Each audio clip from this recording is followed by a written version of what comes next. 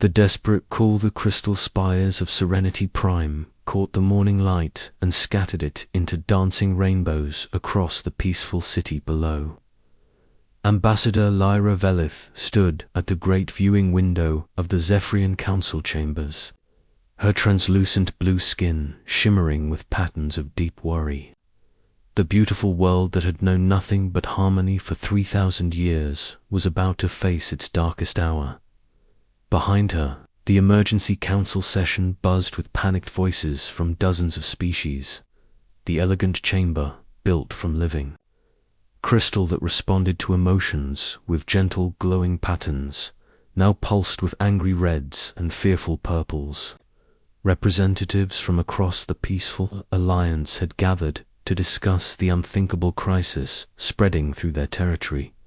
Elder Thane Brightwhisper materialized beside her, his energy form crackling with anxiety. As one of the ancient ethereals, Thane had witnessed the rise and fall of countless civilizations, but his voice carried unprecedented fear. "The Corvin system has gone silent," he announced, his words creating ripples of terror through the assembled delegates. "That makes 12 worlds consumed by the Devourers in just 8 standard days." Lyra's crystalline fingers traced worried patterns against the window.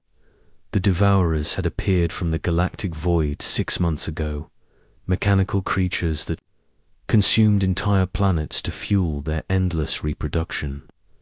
Unlike biological threats that could be reasoned with or contained, these machines showed no mercy, no negotiation, no pause in their relentless advance. "What response have we received from the core worlds?" asked Representative Zara of the Gentle Traders, her feathered crest drooping with despair. She already knew the answer, but needed to hear it spoken aloud. Thane's energy form dimmed to almost nothing. "The Galactic Core Alliance has voted to establish a quarantine zone around our territory. They will not risk their own worlds to save. Ours we are to be, contained along with the Devourer threat." The words fell like stones into still water, creating waves of shock throughout the chamber. 300 peaceful species, billions of sentient beings, abandoned by those they had called allies for millennia. The Peaceful Alliance had always been the galaxy's conscience, providing humanitarian aid, mediating conflicts, and offering sanctuary to refugees. Now, in their hour of greatest need, they stood utterly alone. "Surely there must be some military option," pleaded Ambassador Kethril of the Harmony Collective, his 6 arms gesturing frantically. "Our combined fleets, our defensive stations, our orbital platforms." "Gone," Lyra interrupted, her voice carrying the weight of absolute defeat. "The Devourers consumed our entire defensive fleet at the Battle of Whispering Nebula. Admiral Saren's last transmission reported that their energy weapons had no effect on the machine's adaptive armor. They learned from each attack and became stronger." The chamber fell silent, except for the soft weeping of several delegates. Their beautiful, peaceful civilization had been built on the foundation that all conflicts could be resolved through understanding and compassion. They had no concept of an enemy that could not be reasoned with, negotiated with, or converted to a path of harmony. Dr. Lynera, the Alliance's chief xenobiologist, stepped forward with trembling limbs. Her research team had been studying the Devourer remains for months, desperately seeking weaknesses. "We have confirmed that they are not truly alive in any sense we understand. They are self-replicating machines guided by a collective intelligence that shows no biological markers whatsoever. They cannot be infected, poisoned, or convinced to change their programming." "Then what do you suggest?" Elder Thane asked, though his energy patterns showed he feared the answer. Dr. Lynera's voice dropped to a whisper that somehow carried through the entire chamber. "There is one option we have not considered. The quarantined sectors. The temperature in the room seemed to drop several degrees. The quarantine zones were forbidden regions of space where dangerous species had been contained for the safety of civilized worlds. No peaceful species was allowed contact with those sectors, and the few exploration ships that had ventured there had either never returned or come back with reports too horrifying to believe. "You cannot be serious," breathed Ambassador Kethriel. "The quarantine protocols exist for good reason. Those sectors contain the most violent, aggressive species the galaxy has ever produced. Species so dangerous they had to be isolated from civilized space."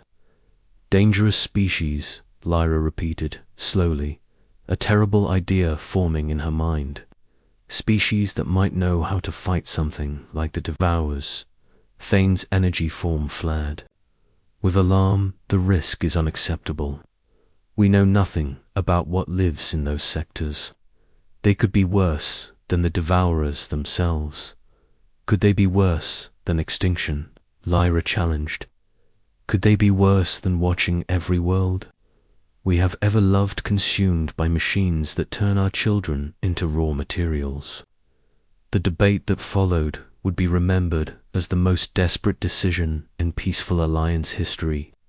For 6 hours, representatives argued about the wisdom of contacting the unknown horrors of the quarantine zones. Some called it madness. Others called it their only hope.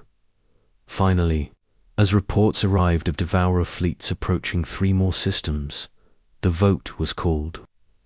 By the narrowest possible margin, the Council authorized a single transmission to the quarantine sectors. They would ask for help from the galaxy's outcasts and pray that whatever answered would not be worse than what they already faced. The transmission facility on Serenity Prime had never been used for communications beyond Alliance territory. Deep beneath the Crystal City, ancient machinery hummed to life, preparing to send a message into the darkest corners of known space.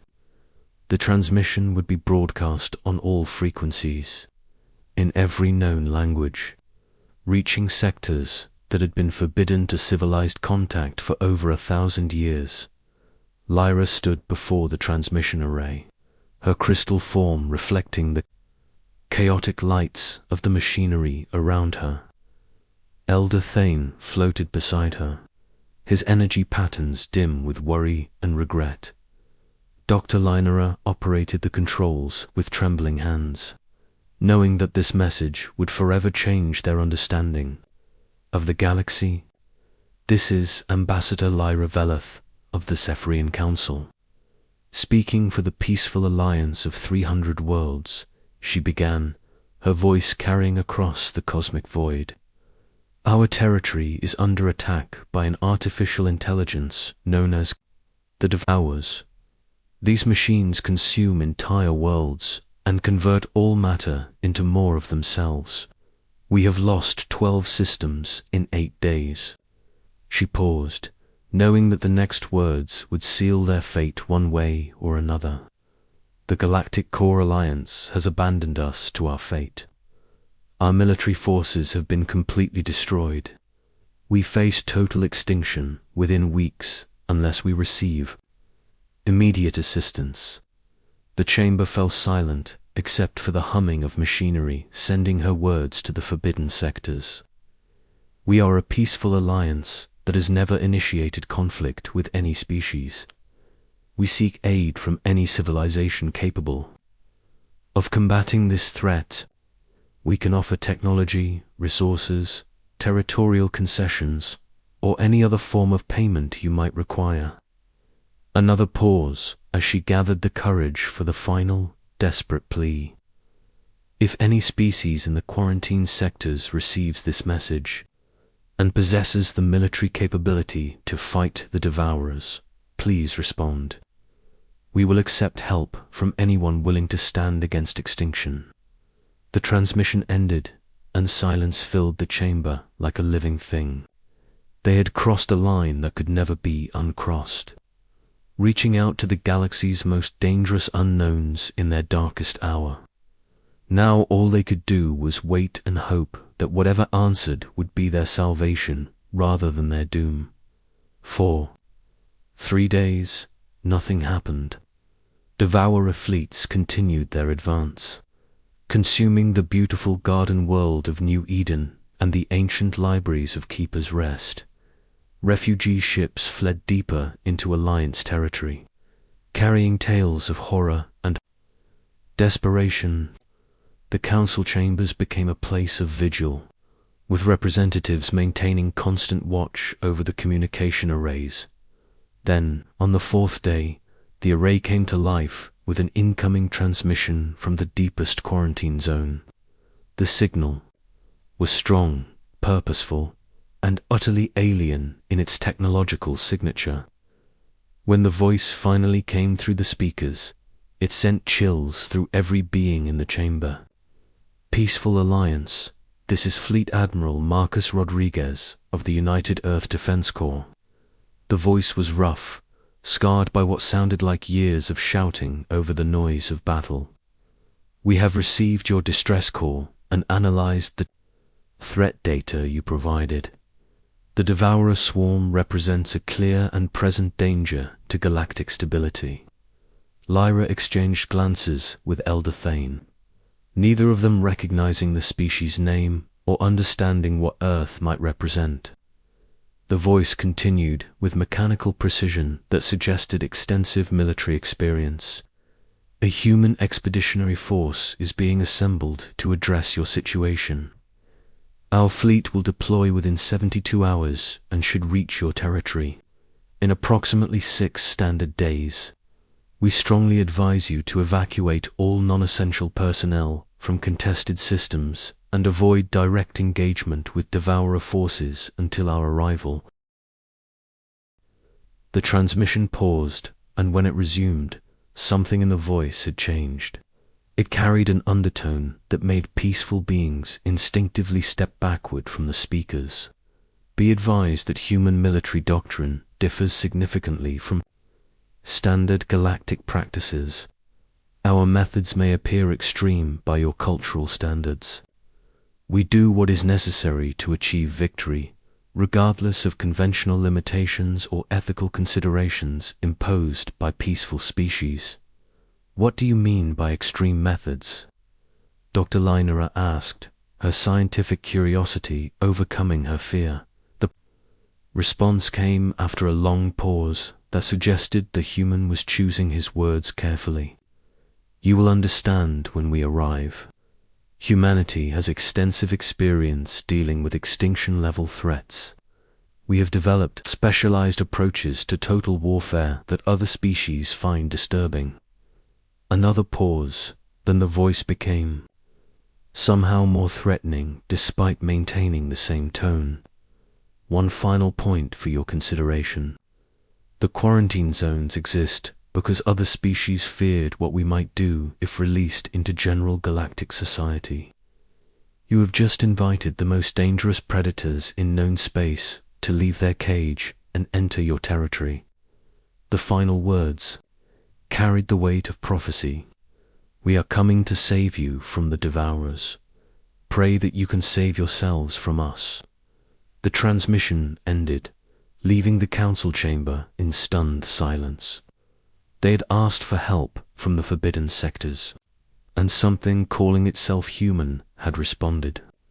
Something that spoke of war as if it were a familiar friend and carried threats that made even the Devourer crisis seem less terrifying by comparison. As Lyra stared at the silent communication array, she wondered if they had just traded one form of extinction for another. The Devourers wanted to consume their worlds and convert them into machines. These humans spoke of salvation, but their words carried the promise of violence beyond anything the Peaceful Alliance had ever imagined. In 6 days, they would learn whether they had summoned saviors or something far worse than the mechanical plague, already devouring their civilization. The galaxy's most peaceful species had called out to its most dangerous predators, and now all they could do was wait to discover the the true price of survival. Asterisk, when Deathworlders go to war 6 days after the human transmission, reality itself seemed to tear open at the edge of the Serenity system. Massive ships materialized from jump space with violent flashes of energy that made nearby Devourer scouts immediately retreat to defensive positions. The human fleet emerging from the quantum void was unlike anything in the peaceful alliances. Databases. Ambassador Lyra watched from the council chambers as dark vessels spread across the star system like an infection. Each ship was angular, predatory, and covered in armor that seemed designed to absorb rather than reflect light. Weapon ports lined their hulls in quantities that made no sense to species that had never needed to fight for survival. "How many ships are there?" whispered Representative Zara, her feathered crest flat against her skull in terror. Dr. Linera consulted her instruments with trembling hands. "The sensors are having difficulty getting accurate counts. Their ships are using some kind of stealth technology that interferes with our scans. Conservative estimates suggests at least 300 vessels, ranging from small attack craft to..." She paused, checking her readings again. "2 battleships that are larger than our entire orbital defense platforms." The human fleet arranged itself in formations that spoke of extensive combat experience. Support vessels took protected positions, while battleships and carriers advanced toward the Devourer positions. Smaller craft swarmed between the larger ships like predatory fish, moving with deadly precision that made it clear they had done this many times before. A new transmission arrived from the human flagship, and the voice was different from the admiral they had spoken with earlier.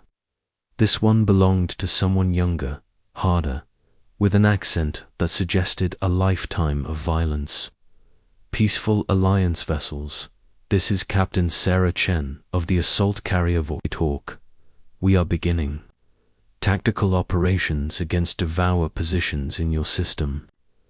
All Alliance ships are ordered to maintain minimum safe distance and observe only. Do not, under any circumstances, attempt to assist in combat operations." Lyra activated the communication system.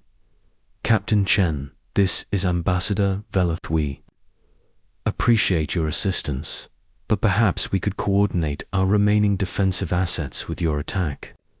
The response came with what could only be described as predatory amusement.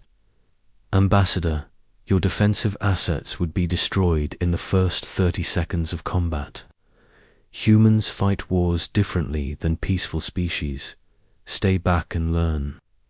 What followed was a masterclass in the art of total warfare. The human fleet moved with coordination that suggested shared battle experience against threats far worse than the Devourers. Their opening salvo came from weapons that seemed to bend the laws of physics, sending coherent energy beams that carved through Devourer adaptive armor like it was mere cloth. The mechanical plague responded with their typical tactics, launching swarms of self-replicating attack drones, while their capital ships began adapting their defenses to human weapons. This adaptation had made them invincible against Alliance forces, but the humans seemed to have expected it. "Adaptation cycle detected," came a calm voice from the human fleet, rotating to secondary weapon systems. The human ships immediately switched to completely different types of weapons, kinetic projectiles moving at significant fractions of light speed slammed into Devourer vessels, followed by exotic energy types that seemed to disrupt the machine's ability to adapt. When the Devourers began adapting to those weapons, the humans switched again. Elder Thane materialized beside Lyra, his energy form crackling with amazement and horror. "They have dozens of different weapon systems on each ship. They are staying ahead of the adaptation cycle by constantly changing their attack methods." "How is that possible?" Dr. Linara asked. The resource requirements for such weapon diversity would be enormous. No peaceful species could afford such military expenditure. The answer became clear as they watched the human fleet's tactics unfold. These were not ships built for exploration, diplomacy, or scientific research. Every aspect of their design focused on a single purpose: the complete destruction of enemy forces. The humans had built their entire technological advancement around the art of warfare. Captain Chen's voice came through the communications again. But now she was clearly speaking to other human commanders rather than the Alliance. The peaceful species listened in growing horror as they heard the casual discussion of violence that would have been unthinkable in their society. Voidhawk to Iron War, requesting permission to deploy boarding parties. The Devourer command ship is adapting too quickly for external weapons. Permission granted. Voidhawk, send in the Marines. Try to keep some of the ship intact for intelligence gathering. Copy that, Admiral. Marines, prepare for hostile boarding action. Standard Xenocide protocols are authorized. No prisoners, no mercy. Total elimination of enemy forces. Lyra felt her crystal form dim with shock. Xenocide protocols? She whispered.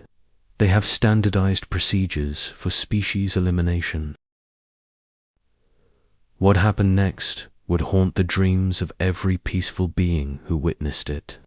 Human boarding craft, small and fast and covered in weapons, punched through Devourer hull armor and disgorged troops directly into enemy ships. The Alliance sensors could not penetrate the hulls to see what was happening inside, but the external effects were unmistakable. Devourer ships began detonating from within as human soldiers fought through their corridors with weapons and tactics that overwhelmed even adaptive artificial intelligence. The mechanical plague, which had consumed 12 worlds and seemed unstoppable, was being systematically dismantled by creatures that treated total warfare as a normal part of existence. How are they fighting inside those ships? Dr. Lin asked in fascination and terror. The Devourers fill their vessels with toxic atmosphere and deploy defensive drones in the corridors. Captain Chen's voice answered as if she had been listening. Humans evolved on a death world, Doctor. Toxic atmosphere is a minor inconvenience. Defensive drones are target practice. Our Marines are equipped for combat in any environment, from deep space to molten lava flows. The casual mention of evolution on a death world sent new waves of fear through the council chamber. Death worlds were theoretical concepts in Alliance xenobiology, planets so hostile that any species developing there would be forced to become apex predators or die. The fact that humans spoke of their homeworld in such terms explained much about their military capabilities. Admiral Rodriguez's voice joined the communication, and his tone carried the weight of absolute authority. Alliance observers, you are witnessing humanity's response to an extinction-level threat. We developed these capabilities through 3 billion years of evolution in an environment that tried to kill us every single day. The Devourer fleet was breaking apart under human assault, but their response was typically adaptable. Instead of continuing to fight a losing battle, the machines began implementing their ultimate protocol: total consumption of nearby matter. To create overwhelming numerical superiority, the beautiful moon of Serenity Prime began dissolving as millions of Devourer nanites converted its surface into raw materials for ship construction. Within hours, the mechanical plague would have enough vessels to overwhelm even the human fleet through sheer numbers. Admiral Rodriguez observed this development with the calm of someone who had faced similar situations before. All human vessels, Implement scorched earth protocols. The enemy is attempting numerical supremacy through resource consumption. Standard response authorized. What the Alliance observers witnessed next would forever change their understanding of what sapient species were capable of in the name of survival. The human fleet activated weapons that seemed to violate several laws of physics, generating controlled stellar phenomena that sterilized entire regions of space. The dissolving moon vanished in a flash of artificial stellar energy.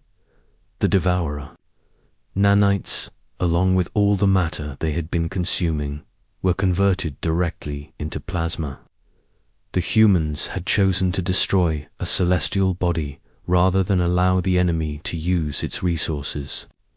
"You destroyed our moon," Lyra said in shock. "We saved your planet," Admiral Rodriguez replied without emotion.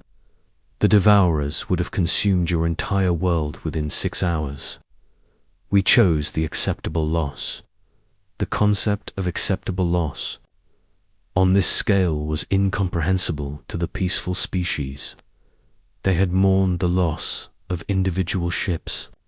The humans had casually eliminated an entire moon to deny resources to their enemies. The battle continued for 18 hours, and with each passing moment, the Alliance observers gained new understanding of what it meant to evolve on a death world. The humans fought with tactics that included sacrificial actions, weapons of mass destruction, and strategies that prioritized mission success over individual survival. When Captain Chen's boarding party became trapped on a Devourer capital ship, her response was to request orbital bombardment on her own position. When Admiral Nakamura's flagship suffered critical damage, he rammed it directly into the enemy command vessel rather than retreat. Why do they sacrifice themselves so readily? Elder Thane asked in horror. Individual preservation is the foundation of all sapient behavior. Dr. Lynara, who had been studying human tactical patterns throughout the battle, provided an answer that chilled everyone present. They are not fighting as individuals. They are fighting as a collective organism with shared genetic imperatives for species survival. Individual humans will die to protect the group because that ensures the continuation of human genetic material. The implications were staggering. The Alliance had encountered a species that treated individual death as an acceptable cost for collective survival. No wonder they had been quarantined. Such beings would be unstoppable in any conflict with species that valued individual life above all else. The Devourer threat ended not with negotiation or surrender, but with complete annihilation. The human fleet systematically hunted down every machine, every nanite, every trace of the artificial intelligence that had consumed 12 worlds. They used weapons that sterilized space itself, ensuring that not a single devourer could survive to rebuild.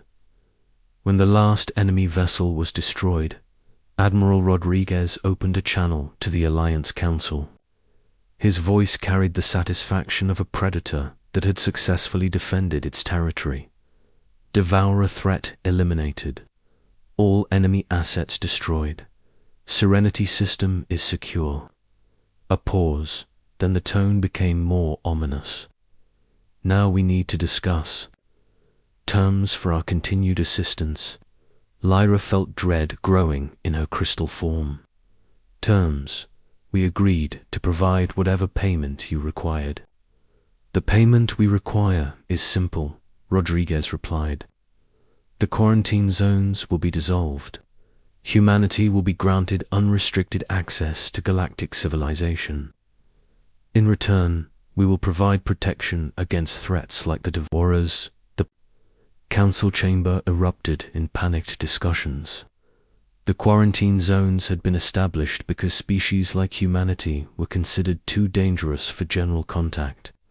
Now these same dangerous species were demanding integration into civilized space. What if we refuse? Elder Thane asked, though his energy patterns showed he already feared the answer. Admiral Rodriguez's response carried the weight of absolute certainty. Then you will face the next extinctional level threat alone, and we will ensure that no other quarantined species comes to your aid. The choice was clear and terrible. They could accept humanity's protection and live under the shadow of the galaxy's most dangerous predators, or they could maintain their peaceful isolation and face extinction when the next threat emerged. As Lyra looked at her fellow council members, she saw the same realization in their expressions. They had asked the galaxy's apex predators to save them from extinction. The predators had delivered exactly what was requested. Now they had to live with the consequences of inviting Deathworlders to leave their cage. The peaceful alliance had survived the Devourer plague, but their age of innocence was over. They had learned that sometimes salvation comes with teeth, and the price of survival might be the very peace they had fought to preserve. The humans waited patiently for their answer, their dark ships maintaining position around Serenity Prime, like guardian angels armed with the fires of hell. The most peaceful species in the galaxy had to choose between extinction and protection by the most dangerous predators ever evolved. The galaxy would never be the same.